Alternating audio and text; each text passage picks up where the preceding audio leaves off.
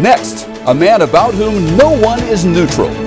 Deified, discounted, disarmingly candid, and a member of football's smallest fraternity. The bootlegger's boy, Barry Switzer. Next on Icons of Coaching. It's hard to think of any coach who has ever been as candid or as comfortable in his own skin as Barry Switzer. The resume is undeniably one of the best in football history. Only he and Jimmy Johnson have national championships and Super Bowl rings. No one before or since revved up the running game the way Switzer did at Oklahoma, where he didn't suffer defeat until his third season. The genesis of the Switzer story, like so many others in football, begins with Frank Broyles at Arkansas.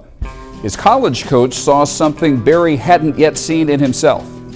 That was the first time I thought about coaching, because Frank set me down and says, hey, law school can wait a year, see if you like coaching. And I want you to recruit, I want you to coach, I want you to run the scout team, I want you to live in the dorm, I'm single, I want you to, handle that, which is a tough job. Anybody that's ever done coaching knows it's a tough job. I both enjoy it. Darrell Royal's revolutionary wishbone offense appeared in 1968 and almost immediately produced back-to-back national championships and a 30-game winning streak.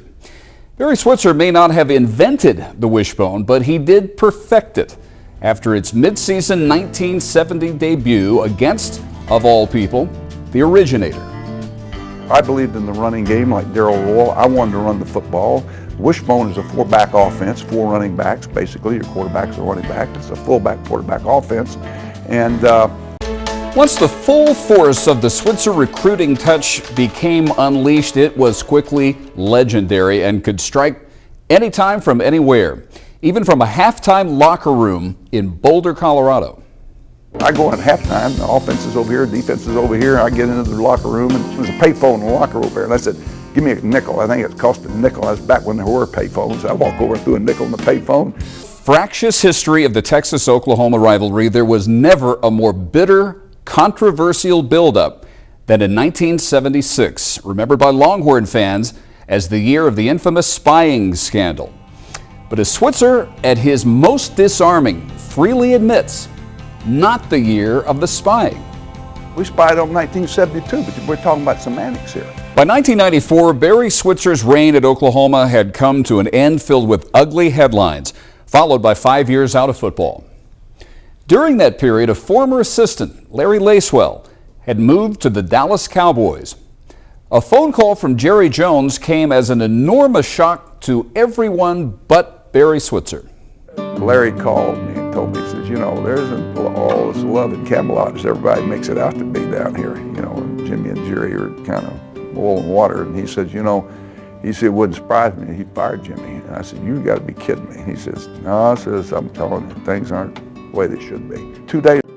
The Switzer story is full of little-known ironies. He was Oklahoma's third choice to succeed Chuck Fairbanks. His immediate stunning success must have come as a shock to the school that originally signed him for all of 9 months, though they announced it as a 4-year contract once he convinced them no recruit would sign with him otherwise. Switzer's tenure with the Cowboys produced a better career winning percentage than Jimmy Johnson and even Tom Landry. And it ended in 1997 when, for all practical purposes, he fired himself. I looked at Jerry and I looked at Lacewell and I said, Jerry, he said, I'm going to say the first thing you're going to do next year. He said, we don't win this ball game tomorrow, you're going to have to fire my ass because I'm leaving here.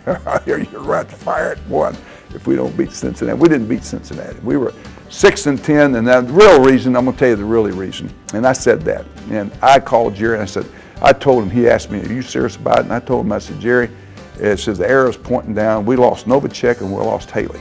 Novacek was the best 3rd and 1, 3rd and 2 player in the NFL. He and Aikman had such chemistry and running the inside 3 routes and things that converts, move the chains, and that losing him was a tremendous loss to the offense.